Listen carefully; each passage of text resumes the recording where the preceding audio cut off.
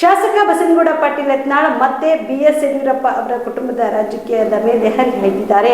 ವಿಜಯಪುರದಲ್ಲಿ ಸುದ್ದಿಗಾರರೊಂದಿಗೆ ಮಾತನಾಡಿದ ಅವರು, ಮಾಜಿ ಸಿಎಂ ಯಡಿಯೂರಪ್ಪ ಅವರಿಂದ ಸಿಎಂ ಮತ್ತು ಡಿಸಿಎಂ ಸಂಬಂಧ ಹಳಸಿದ ಕಾರಣ ಬಿಎಸ್ ಯಡಿಯೂರಪ್ಪ ಅವರ ಮೇಲೆ ಪ್ರಕರಣಗಳು ತೆಗೆಯುತ್ತಿದ್ದಾರೆ. ನನ್ನ ಮೇಲೆ ಈಗಾಗಲೇ 42 ಕೇಸ್ಗಳು ಇವೆ. ನಾನು ಎದಕ್ಕೂ ಹೆದರುವನಲ್ಲ. ನಾವು ಇಲ್ಲಿ ವಕ್ಫ್ ಬೋರ್ಡ್ ಹೋರಾಟ ಬಿಡುವುದಿಲ್ಲ, ಅದನ್ನು ಮುಂದುವರಿಸುತ್ತೇವೆ. ಕೋರ್ ಕಮಿಟಿ ಏನ್ ಬೇಕಾದ್ರೂ ಶಿಫಾರಸು ಮಾಡಲಿ, ಅದಕ್ಕೆ ನಾನೇನು ತಲೆ ಕೆಡಿಸಿಕೊಳ್ಳುವುದಿಲ್ಲ. ಭ್ರಷ್ಟಾಚಾರದ ವಿರುದ್ಧ ನಮ್ಮ ಹೋರಾಟ ಇದೆ ಅಷ್ಟೇ. ಆದ್ರೆ ನನಗೆ ಅಧ್ಯಕ್ಷ ಆಗಬೇಕು ಎನ್ನುವ ಯಾವುದೇ ಆಶೆ ಇಲ್ಲ. ನನ್ನ ಅಪೇಕ್ಷೆ ಏನೇ ಇದ್ರೂ ಅದು ಪಕ್ಷಕ್ಕೆ ಒಳ್ಳೆಯದಾಗಬೇಕು ಅನ್ನೋದು ಅಷ್ಟೇ ಎಂದರು. Shashi, on spot news, Vijayapura. ಇದು ತಗೊಂಡು ಹುಡುಕಾಡ್ಬಾರ್ದು. ಒಂದು ಪಂಚಾಯತ್ ಮೆಂಬರ್ ಇಲ್ಲ, 6 ಮಂದಿ ಅದಾರ. ಅವ್ರು ಒಂದಿಟ್ಟು ದುಡ್ಡು ಕೊಟ್ಟಿರ್ತಾರ, ಹಿಂಗೆ ಒಂದು ಟಚಕ್ಕೆ ಚುಚ್ಕೊಂಡು ಹಿಂಗೆ ಟಚಕ್ಕೆ ನೋಡ್ರಿ, ಅವ್ರು ಏನು ಬೇಕಾದ ಮಾಡಿ. ನಾ ಏನು ತಲೆ ಕೊಡ್ಸೋಣ, ನೀನು ಹೇಳಬೇಕಿಲ್ಲ. ನೀವು ಏನು ಶಿಫಾರಸು ಮಾಡ್ತೀರಿ, ಕೋರ್ ಕಮಿಟಿಗೆ ಏನು ಬೇಕಾದ ಮಾಡ್ತೀರಿ. ನಾವು ವಕ್ಫ್ ಹೋರಾಟವನ್ನು ಬಿಡುವುದಿಲ್ಲ. ಪ್ರಧಾನಮಂತ್ರಿ ಹೇಳದಂಗೆ ವಂಶವಾದ ಭ್ರಷ್ಟಾಚಾರ ರಾಜಕಾರಣಿಗಳ ವಿರುದ್ಧ ನಮ್ಮ ಪಕ್ಷದ ಸ್ವಪಕ್ಷದಲ್ಲಿರಲಿ ವಿರೋಧ ಪಕ್ಷದಲ್ಲಿ ನಾವು ಹೋರಾಟ ಮಾಡ್ತೀವಿ. ನಾವು ಸಿದ್ದರಾಮಯ್ಯ, ಡಿ ಕೆ ಶಿವಕುಮಾರ್ ಅವರಿಗೆ ಇನ್ವೆಸ್ಟ್ಮೆಂಟ್ ಇಲ್ಲ. ನಾ ಇನ್ವೆಸ್ಟ್ಮೆಂಟ್ ಇದ್ದ ನಮ್ಮ ಸಕ್ಕರೆ ಕಾರ್ಖಾನೆಗೆ ತೊಂದರೆ ಕೊಡ್ತಿರಲಿಲ್ಲ. ನನ್ನ ಮೇಲೆ 42 ಕೇಸುಗಳನ್ನು ಸಿದ್ದರಾಮಯ್ಯ, ಡಿ ಕೆ ಶಿವಕುಮಾರ್ ಹಾಕ್ತಿರಲಿಲ್ಲ. ವಿಜಯೇಂದ್ರ ಮೇಲೆ ಒಂದು ಕೇಸ್ ಹಾಕಿಲ್ಲ. ಯಡಿಯೂರಪ್ಪನವ್ರದ್ದು ಇನ್ನೂ ಎಷ್ಟೋ ಗಂಭೀರ ಪ್ರಕರಣ ಇದ್ರು ಇನ್ನೂ ಮುಚ್ಚಿಟ್ಟಿದ್ರು.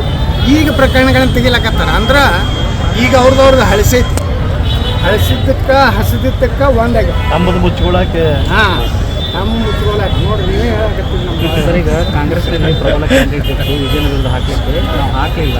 ಆ ಕಾರಣಕ್ಕೆ ಈಗ ಅವರು ಗೆದ್ದಿದ್ದಾರೆ. ಇಲ್ಲ ಡಿ ಕೆ ಶಿವಕುಮಾರ್ ಹೇಳಿದ್ರೆ, ನಾವು ಕೊಟ್ಟ ಭಿಕ್ಷೆಯಿಂದ MLA ಆಗಿ ನಿಮ್ಗೇನಾರ ತಮ್ಮ ನೈತಿಕತೆ ಕಟ್ಸಿತ್ತಂದ್ರೆ, ನೀವು ಕೊಟ್ಟ ಭಿಕ್ಷೆಯಿಂದ ಆಗಿಲ್ಲ, ದಮ್ ಐತೆ ನನ್ನ ಬಳಿ. ಇನ್ನೊಮ್ಮೆ ನಾನು ರಾಜೀನಾಮೆ ಕೊಟ್ಟು ಇನ್ನೊಮ್ಮೆ ಆರಿಸ್ಬಿಡ್ತೀನಿ. ಯಾರು ಬೇಕಾದ್ರೆ ಕ್ಯಾಂಡಿಡೇಟ್ ಹಾಕತ್ತೆ ಅವತ್ತೇ ಹೇಳಿಕೆ ಕೊಡಬೇಕಾಗಿತ್ತು.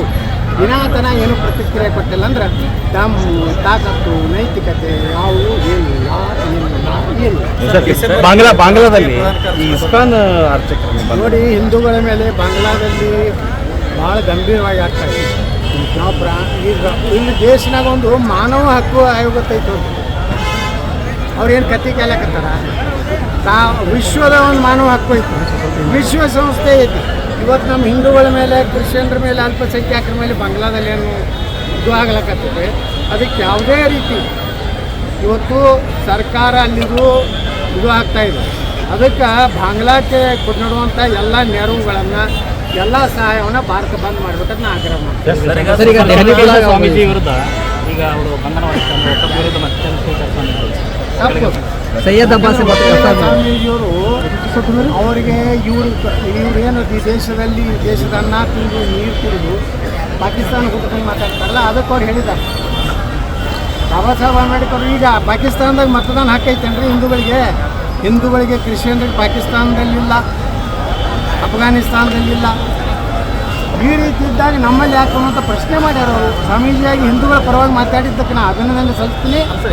ಅವರ ಪ್ರಕರಣವನ್ನು ವಾಪಸ್ ತಗೋಬೇಕು. ಇಲ್ಲಾಂದರೆ ಇಡೀ ಒಕ್ಕಲಿಗ ಸಮುದಾಯ ಸರ್ಕಾರವನ್ನು ಕೇಳಬೇಕು.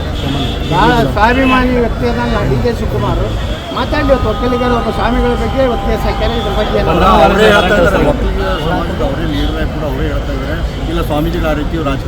ಕಲಬುರಗಿಯ ಮಣ್ಣೂರು ಮಲ್ಟಿ ಸ್ಪೆಷಾಲಿಟಿ ಆಸ್ಪತ್ರೆ ಕಲ್ಯಾಣ ಕರ್ನಾಟಕ ಭಾಗದ ಪ್ರಸಿದ್ಧ ಆಸ್ಪತ್ರೆಗಳಲ್ಲಿ ಒಂದಾಗಿದೆ. ಡಾಕ್ಟರ್ ಫಾರೂಕ್ ಮಣ್ಣೂರು ಸಾರಥ್ಯದಲ್ಲಿ ಅತ್ಯಂತ ಅನುಭವಿ ವೈದ್ಯರಿಂದ ಉತ್ತಮ ಚಿಕಿತ್ಸೆ ನೀಡಲಾಗುತ್ತಿದೆ. ಮಣ್ಣೂರು ಮಲ್ಟಿ ಸ್ಪೆಷಾಲಿಟಿ ಆಸ್ಪತ್ರೆಯಲ್ಲಿ ಸಿಗುವ ಚಿಕಿತ್ಸೆಗಳು: general surgery, laparoscopy surgery, neuro surgery, orthopaedic surgery, plastic surgery, gastro surgery, aqua surgery, gynaecology surgery, general medicine, paediatric, neuro surgery, cardiology, haematology, endocrinology, ENT ಮತ್ತು ophthal, general physician, gynaecology, paediatric, family medicine, urology, nephrology, radiology, dialysis, advance ICU ಮತ್ತು advance OT setup, ಅತ್ಯಾಧುನಿಕ ಸೌಲಭ್ಯವುಳ್ಳ ಕ್ಯಾಸುಲಿಟಿ, ದಿನದ 24 ಗಂಟೆ emergency trauma centre. ಹೆಚ್ಚಿನ ಮಾಹಿತಿಗಾಗಿ ಸಂಪರ್ಕಿಸಿ ಬಾರಾ hills circle, ring ರಸ್ತೆ, ಕಲಬುರಗಿ. Phone number 9538 786108.